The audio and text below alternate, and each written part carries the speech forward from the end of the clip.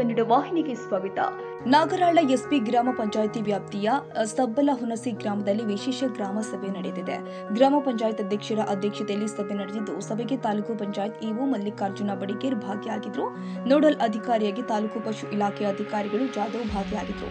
ಬಾಗಲಕೋಟೆ ಜಿಲ್ಲೆ ಗುಳೇದಗುಡ್ಡ ತಾಲೂಕಿನ ನಾಗರಾಳ ಎಸ್ಪಿ ಗ್ರಾಮ ಪಂಚಾಯತ್ ವ್ಯಾಪ್ತಿಯ ಬರುವ ಸಬ್ಬಲಹುಣಸಿ ಗ್ರಾಮದಲ್ಲಿ ಆಶ್ರಯ ಯೋಜನೆ ಮನೆ ಹಂಚಿಕೆ ಮಾಡಲು ಗ್ರಾಮ ಪಂಚಾಯಿತಿ ಅಧ್ಯಕ್ಷರ ನೇತೃತ್ವದಲ್ಲಿ ಗ್ರಾಮ ಸಭೆಯನ್ನ ಆಯೋಜನೆ ಮಾಡಲಾಗಿತ್ತು. 2008-9ನೇ ಸಾಲಲ್ಲಿ ಪ್ರವಾಹ ಪೀಡಿತ ಪ್ರದೇಶಗಳಿಗೆ ಸರ್ಕಾರವು ಮುಳುಗಡೆ ಗ್ರಾಮ ಎಂದು ಘೋಷಣೆ ಮಾಡಿರುವ ಕಾರಣ ಆಶ್ರಯ ಯೋಜನೆ ಮನೆಗಳನ್ನು ನಿರ್ಮಿಸಿ ನಿವೇಶನವನ್ನ ಹಂಚಿಕೆ ಮಾಡಲಾಗಿತ್ತು.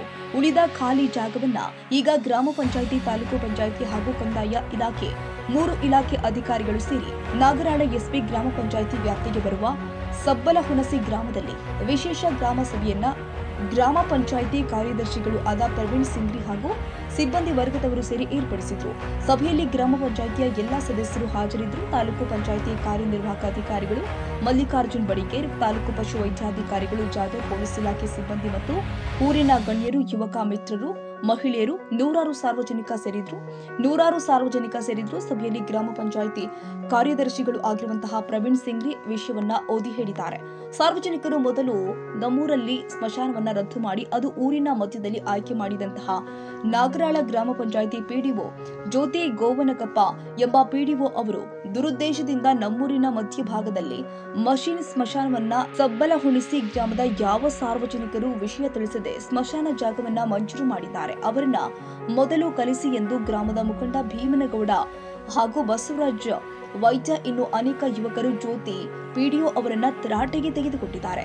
ಗ್ರಾಮದ ಸಾರ್ವಜನಿಕರಿಗೆ ತಾಲೂಕು ಪಂಚಾಯಿತಿ ಕಾರ್ಯನಿರ್ವಾಹಕ ಅಧಿಕಾರಿಗಳು ಮಲ್ಲಿಕಾರ್ಜುನ್ ಬಡಿಗೇರ್ ಅವರು ಗ್ರಾಮದ ಜನರನ್ನ ತಿಳಿಹೇಳಿ ಸ್ಮಶಾನವನ್ನ ರದ್ದು ಮಾಡಲು ನೀವು 1 ಜಿಲ್ಲಾಧಿಕಾರಿಗಳಿಗೆ ಮನವಿ ಕೊಡಿ, ನಾವು ಗ್ರಾಮ ಪಂಚಾಯಿತಿಯಿಂದ 1 ಲೆಟರ್ ಕೊಡ್ತೀವಿ, ಅದನ್ನ ನೀವು ಸೇರಿ ಬೇರೆ ಜಾಗಕ್ಕೆ ಶಿಫ್ಟ್ ಮಾಡೋಣ ಅಂತ ಜನರನ್ನ ವಿಶ್ವಾಸಕ್ಕೆ ತೆಗೆದುಕೊಂಡಿದ್ದಾರೆ.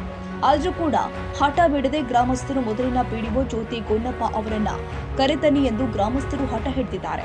ಅಧಿಕಾರಿಗಳು ವಿಶೇಷ ಗ್ರಾಮ ಸಭೆಯನ್ನ ಅಷ್ಟಕ್ಕೆ ಮೊಟಕುಗೊಳಿಸಿದ್ರು. ನಂತರ ಎಸಿ ಕಾಲೋನಿಯಲ್ಲಿ ಮಳೆಯಿಂದಾಗಿ ನೀರು ನಿಂತು ಮನೆಗೆ ನುಗ್ಗುತ್ತಾ ಇರುವಂತಹ ಜಾಗವನ್ನ ವೀಕ್ಷಣೆ ಮಾಡಿದ್ರು.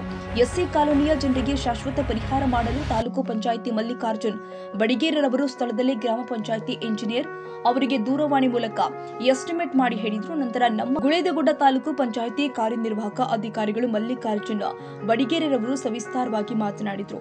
ಪ್ರತಿ ಗ್ರಾಮ ಪಂಚಾಯಿತಿಗೆ ಹೋಗಿ ಅಲ್ಲೇ ಇರುವ ಗ್ರಾಮಗಳ ಸಮಸ್ಯೆಯನ್ನು ಬಗೆಹರಿಸುವಲ್ಲಿ ತಾಲೂಕು ಪಂಚಾಯಿತಿ ಕಾರ್ಯನಿರ್ವಾಹಕ ಅಧಿಕಾರಿಯಾದ ಮಲ್ಲಿಕಾರ್ಜುನ್ ಬಡಿಗೇರರವರು ಯಶಸ್ವಿಯಾಗಿದ್ದಾರೆ. ಹಳ್ಳಿಯಲ್ಲಿ ಮತ್ತು ಗ್ರಾಮದಲ್ಲಿ ಇವರನ್ನ ಜನ ಮೆಚ್ಚಿದ ಅಧಿಕಾರಿಗಳೆಂದು ಹೇಳುತ್ತಿದ್ದಾರೆ.